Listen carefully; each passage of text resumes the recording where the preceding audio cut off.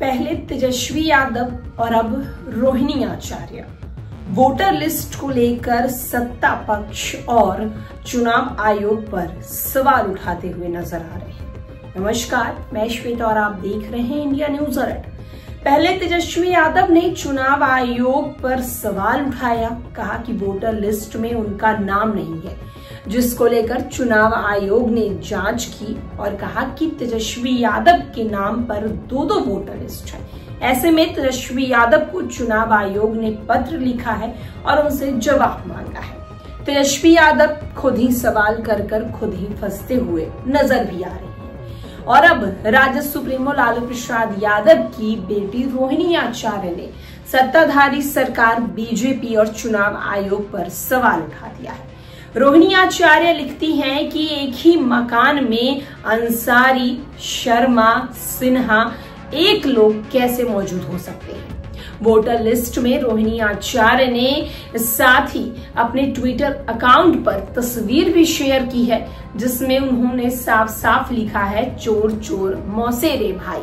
आप देख सकते हैं किस तरीके से बीजेपी और बिहार में सत्ताधारी सरकार का साथ दे रही है चुनाव आयोग।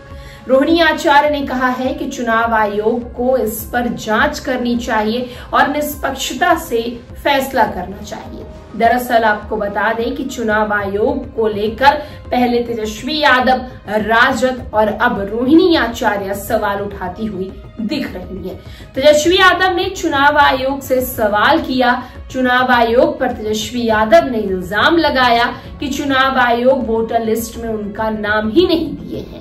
साथ ही साथ तेजस्वी यादव ने इसका प्रूफ भी दिया था, लेकिन उसके बाद चुनाव आयोग ने तेजस्वी यादव के इस इल्जाम को सीरियसली लिया और उसके बाद तेजस्वी यादव को सही प्रूफ दिखाकर चुनाव आयोग ने कहा कि तेजस्वी यादव के नाम पर दो वोटर लिस्ट है। ऐसे में तेजस्वी यादव को अब इसका जवाब देना चाहिए। और अब रोहिणी आचार्य कह रही हैं कि एक ही मकान 107 नंबर में अंसारी, शर्मा, सिन्हा, चौधरी कैसे रह सकते हैं। दरअसल चुनाव आयोग की तरफ से जो वोटर लिस्ट निकाले गए हैं उनमें रोहिणी आचार्य ने एक पेपर की कटिंग जो है वो चुनाव आयोग के सामने रखी है, यानी अपने ट्विटर अकाउंट पर शेयर की है और उसमें वो सवाल करती हुई नजर आ रही हैं कि अगर चुनाव आयोग निष्पक्षता से अपनी काम कर रही है तो फिर कैसे इतनी बड़ी गलतियां हो रही हैं। रोहिणी आचार्य का साफ कहना है कि कहीं न कहीं बीजेपी और सत्ताधारी सरकार का साथ दे रही है ये चुनाव आयोग। अब देखना होगा कि रोहिणी आचार्य के इस इल्जाम को लेकर चुनाव आयोग की तरफ से क्या कुछ प्रतिक्रिया सामने आती है। फिलहाल के लिए इस अपडेट में इतना ही।